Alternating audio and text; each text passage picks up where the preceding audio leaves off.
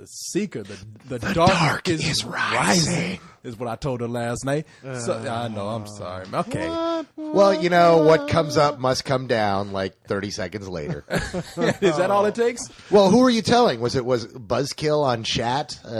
No, let's just leave her out of this. But well, I got that sequence cut quick. damn, man. No, this is some low rent Harry Potter shit going on here, man. No, see, first of all, I need to hit you. I need to punch you in your face. For what? You were not supposed to say those words around a movie this douchey. This movie has Harry Potter? This has no reason or right to be compared to that other movie. Isn't it based on a children's series of books? It's theoretically. Isn't it based on a fantasy children's series of books? Yeah, and that's as close as it comes to Harry Potter. And isn't it about a boy who's magical? That's like me saying because I filmed myself beating it, I am a porn star because I appear on video having sex. Well, nowadays, in this day, you can put it on the internet and you might get a following. Yeah, you can be a porn star doing that. But that's about as close as this comes. This is some weak ass shit right here. Yeah. It's shitty. Yeah, man. This is the thing is, first of all, the camera work on this is crazy. They know that they didn't have. Talk about The Seeker. Are we talking like Bourne Supremacy filming, a fantasy film? No, we're talking about like angles where it looks like the cameraman is drunk, like he's just getting up the floor. Now hold on. What they were doing is they were taking horror movie and fantasy angles and trying to apply them to this film. Oh, where was it there didn't belong. boobies? No. Ah, okay, forget it then. No, there's shots where there are shots where it looks like the cameraman just woke up on the floor drunk and is getting up while the camera's still on For no apparent reason. Well, I think the apparent reason would be this: this movie doesn't have a lot of money behind it. I mean, it ain't cheap. No, it's got money behind it. It just doesn't have anything else behind it. Well, it's a fantasy movie. Okay, first of all, it's a fantasy film, and it has no creatures in it. The closest thing you get to a monster in this movie is a fucking snake. No, that's not. It's not even a crazy snake. It's like a white snake. Is it a talking snake? No, that was actually one of the cooler parts where the woman turned into 1,000 snakes and the snakes started slithering all over the Well, place. that's fantasy. That's creatures. And there's a guy that rides around on a horse that's followed by a big, dark, spooky cloud. And no, the thing that's is nice to see. The cloud from Lost is getting extra that work. it is the cloud from Lost is getting more work. The problem is that it looks kind of cool and it's starting out and you're like, oh, what's going on? What's behind the Seeker? And then Ian McShane shows up and goes, well, you see, there's a light side and a dark side and we protect the light. And 1,000 years ago, the light was shattered into 6 pieces and your job is to run around and find all 6 pieces before the dark guy who's going to keep showing up and going, give me the pieces, give me the signs, but not actually do anything scary except give me the signs or I'll look scary at you.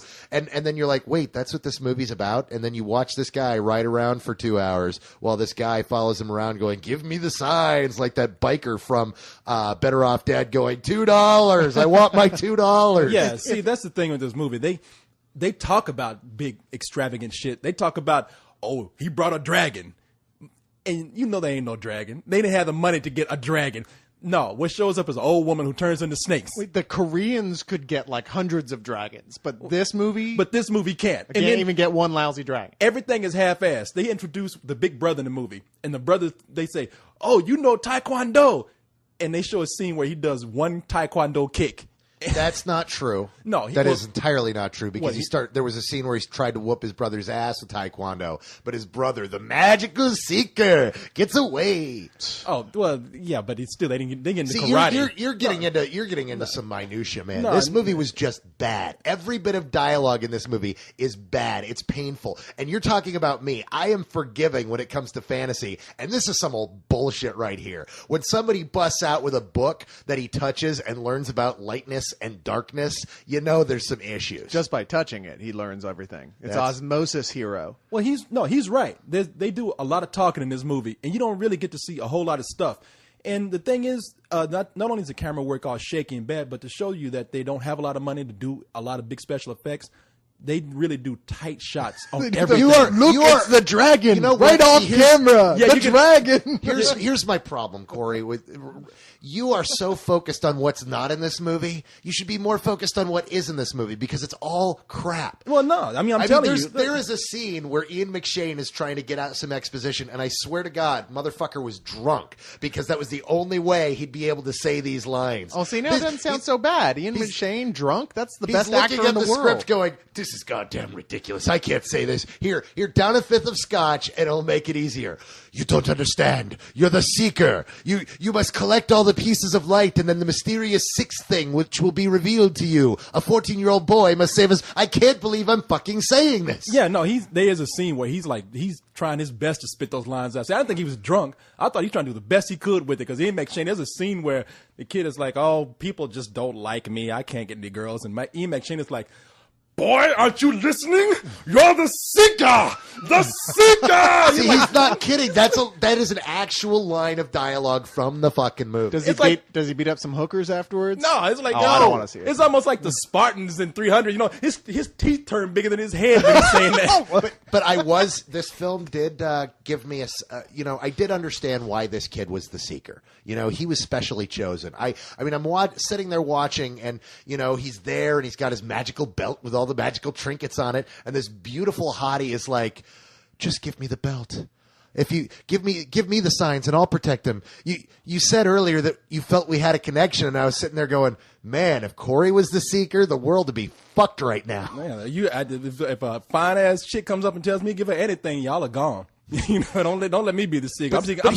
I'm seeking some ass. This really Screw is the world. Can I do that? Let me lay down the plot of this film. It is about a 14-year-old boy who it turns out is the seventh son of a seventh son, and as a result of being the seventh son of a seventh son, he is the bearer of all lightness. So he's got midichlorians in his blood. It's something to that effect. He's got midichlorians, and what that does is make a bunch of old people who call themselves the Old Ones say, hey, you know where to find the 6 secret signs, and what you do is just walk around this small town where we live in, and whenever any squiggly shit pops up, you will jump through time automatically, pick up the little trinket without much trouble, come back, and eventually a big guy on a horse is going to have a big final showdown with you. This sounds like it's just a metaphor for old people touching him inappropriately. You know what? I think it is. Well, it's funny because, again, they don't do anything. What do the seekers do? They don't do nothing. They walk around these big furry pimp coats with a crossbow. With a cross, and tell him what. And they just tell the kid what to do. They don't really get into anything. Now, granted, I mean, I'm talking bad about this movie. If you were 13 or younger, this is something that's, hold on. If you're 13 or younger, I think this is okay to rent. I think if you watch it at home, where you can just kind of walk around while it's playing in the background and maybe turn around and look, oh, there's a cloud or there's a cool looking horse, then that's okay. But outside of that, for anybody older than that, it's not a whole lot going on, and there's not a lot of money behind the movie to make it look cool. See, this is where I totally disagree with you. I think that if you're 13-year-olds or younger, this movie's probably awesome. I mean, it's the seeker, and there's light, and there's dark, and there's birds, and they talk about dragons. This is the shit that I grew up on loving, that when I turned 26 and had a conversation with someone like Cyrus over here, it said, no way, man, the Barbarians is awesome. I'm going to rent it and prove it to you. Mm-hmm. And you sit down, and your jaw drops, and you just go, oh, man, this is the crappiest movie ever made. Well, I loved this when I was a kid. That's what this movie is. That is that movie. This is the Crawl for this generation. Escape from Witch